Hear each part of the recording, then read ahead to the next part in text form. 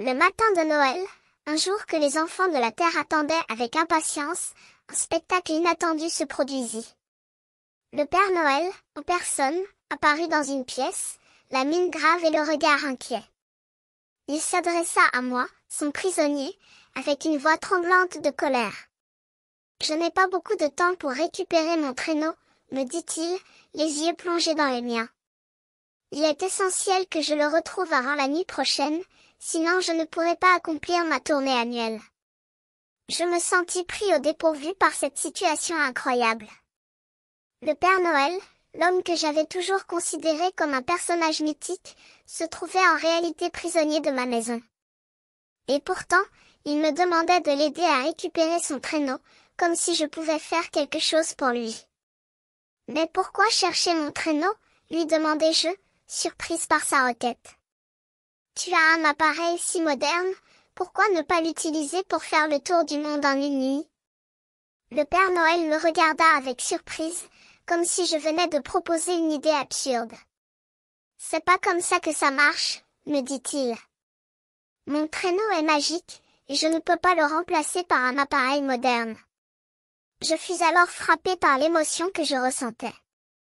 Je voyais le Père Noël, cet homme qui était censé apporter la joie et la bonhomie à tous les enfants du monde, se sentir si désespéré, si anxieux. Je compris que je devais l'aider, pour ne pas laisser les enfants attendre en vain la nuit prochaine.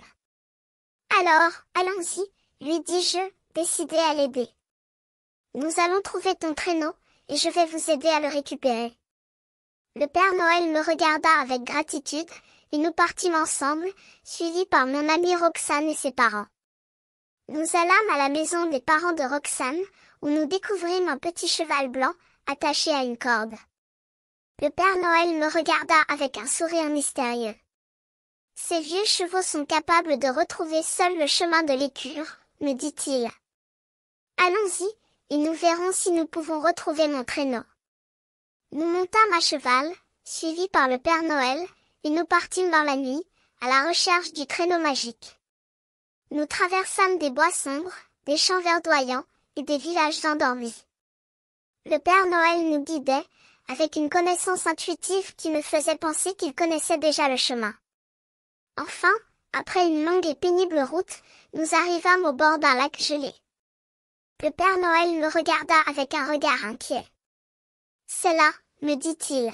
« Mon traîneau est caché sous une boule de neige, dans le lac. » Nous nous approchâmes du lac, et je vis, à travers la neige, la forme du traîneau, sombre et majestueux. Le Père Noël sourit, soulagé. « Merci, mon prisonnier, » me dit-il, en me secouant la main. « Je peux maintenant faire ma tournée annuelle, et les enfants attendront avec impatience la nuit prochaine. » Je souris, heureux d'avoir pu aider le Père Noël. Et nous partîmes ensemble, pour le retour, laissant derrière nous le lac gelé et le traîneau magique, qui disparut dans la nuit comme un rêve.